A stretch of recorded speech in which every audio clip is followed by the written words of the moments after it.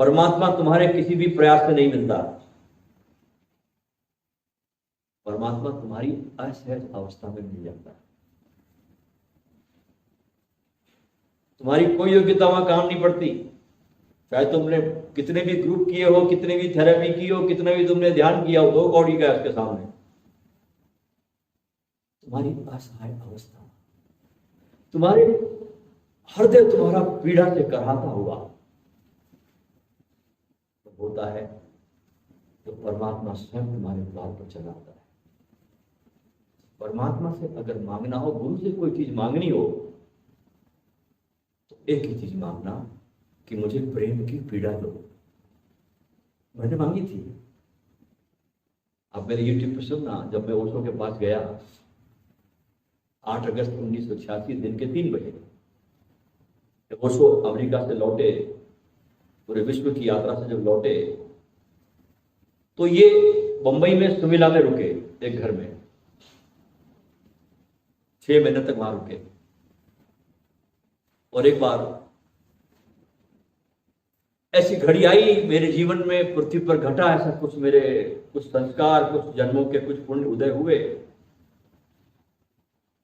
कि मुझे उनके शयन कक्ष में 8 अगस्त 1986 दिन के 3 बजे जाना हो। कि ढबली बजाता था मैं, और अंदर प्यास थी कि एक गीत बस उनको सुना दूं, क्योंकि मैं उन दिनों में गीत भी खुद लिखने लगा था। टूटे फूटे शब्द आते थे और रोता बहुत था। मुंबई में था उन दिनों, बहुत भाव था कि बस एक गीत सुन लो। जब पीड़ा बहुत गहरी हुई मेरे अंदर और प्रार्थना प्रकट हुई उस पीड़ा से, तो प्रार्थना सुन ली गई। कहा कि इनको कहो कि कल 3 बजे मेरे शयन कक्ष में आए और मुझे अपना गीत सुनाए। सोच सकते हैं कि मेरी स्थिति उस रात को क्या बीती होगी। मुझे कल जाना है। समंदर के पास में रहता था बंबई, जाके बैठ गया सागर के पास, रात भर सोया नहीं। मुझे कहा गया था कि नहा के आना, क्योंकि बंबई में चिपचिपी गर्मी बहुत पड़ती है, पसीने वाली। तो सुबह से मैं एक बार तो किया, मैं 4 दफे नहा लिया कि रिजेक्ट न हो जाऊं। ठीक टाइम पे पहुंचा, गुरु के द्वार पर शयन कक्ष में प्रवेश किया, देखा और जागा। एक क्षण भी समय नहीं लगा, युगपत घटा देखना और जागना। क्यों जागा? क्योंकि पीड़ा थी अंदर, उतनी पीड़ा से भर गया था। और जागा, बैठा उनके चरणों में, बहुत शर्माते हुए पूछा, भगवान एक गीत गाओ? बोले गाओ। ये ऐसे बैठे और मैं उनके पास ऐसा बैठा, उठाया अपना साज और गाना शुरू किया। झूमते हुए गाता रहा, मैं उनको देखता रहा। सोचा कि एक गीत क्या गाऊं, आज मौका मिला है, दोबारा ऐसा मौका मिलने का सवाल ही नहीं। इतने पास, पूरा विश्व उनके पास आया हुआ है। 1, 2 और 3 गीत गाए।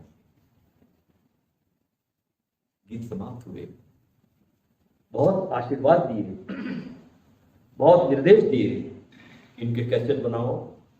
पूर्ण आश्रम से कहना कि इनके कैसेट रखे जाए, जहां मेरे कैसेट रखते हो वहां इनके भी कैसेट रखो।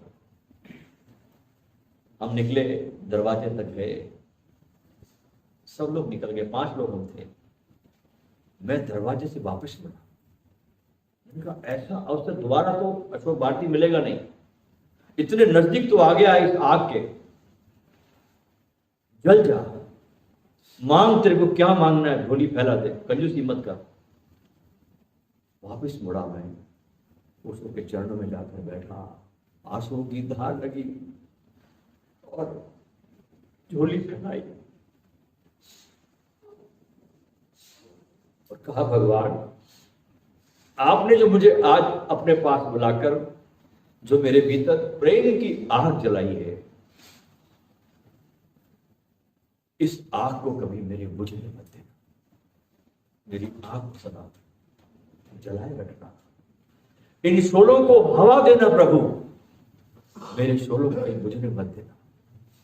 इतनी मुस्कुराहट से देखा उन्होंने मुझे, आज तक वो मुस्कुराहट मुझे याद है, वो मेरे जीवन का हिस्सा बन चुकी उनकी मुस्कुराहट। जिस दिन उन्होंने मुझे देखा कि क्या मांग लिया इसने तो मेरे को ही मांग लिया, क्योंकि गुरु प्रेम स्वरूपा होता है, गुरु प्रेम का ही रूप होता है, इसने मुझे ही मांग लिया।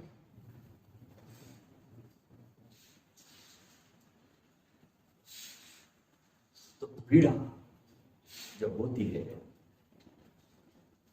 तो तुम्हारा काम बन जाता है। इसलिए परमात्मा से आज बुद्ध पूर्णिमा के अवसर पर मांगो कि तुझे पाने की मुझे पीड़ा दो,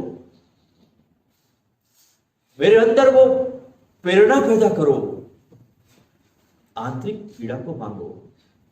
आज बुद्ध से ये मांगने का दिन है।